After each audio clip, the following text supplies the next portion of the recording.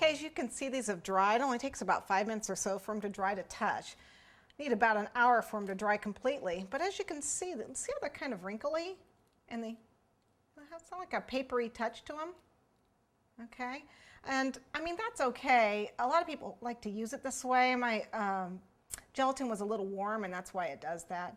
But I actually like these thicker. I like the color deeper, more like glass. And what I'm going to do is dip it again. As you can see, again, see how it's kind of wrinkly and papery? I'm just going to dip it again. And I like the nice, whoops, thick, deep color. Get that extra off the end. Okay, so that's going to be nice and thick. Now, one thing you can do with this, especially if you have another color, is you can actually paint these. So if I grab one of these, I can take this paintbrush and I can actually put gelatin on it and I can actually paint it. See from the base, I don't know if you can see there from the base. See, I can actually paint it now that I've already got. So if I were doing like a yellow center or something in this, I could actually paint it on. But since I'm doing the whole thing in red, I'm just going to dip it again. And see, that gives it a nice solid, you see that? Nice solid color. Try not to drip on the counter, oh well.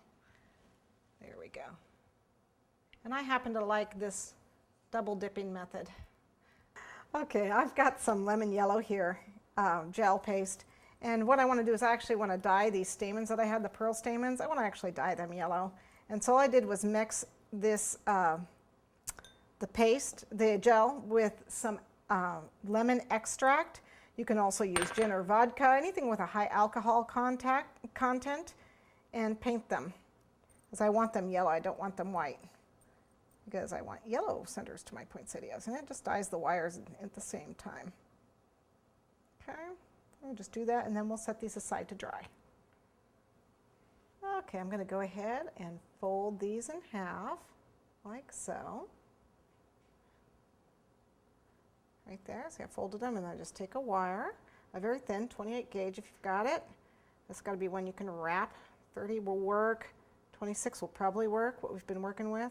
If you have strong fingers, just wrap it around like that to hold them together.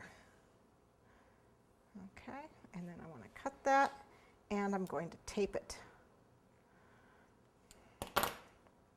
Need my floral tape. Remember, you pull it to activate the gum in the tape, sticky stuff. And then I'm just going to wrap it around like so. Just wrap it on down. It's okay if I missed a part, I can go back and get it. And these are going to be the centers to my flowers. I didn't get those quite even, but that's okay. See, I've got another one already made up. So these are going to be the centers to our poinsettias.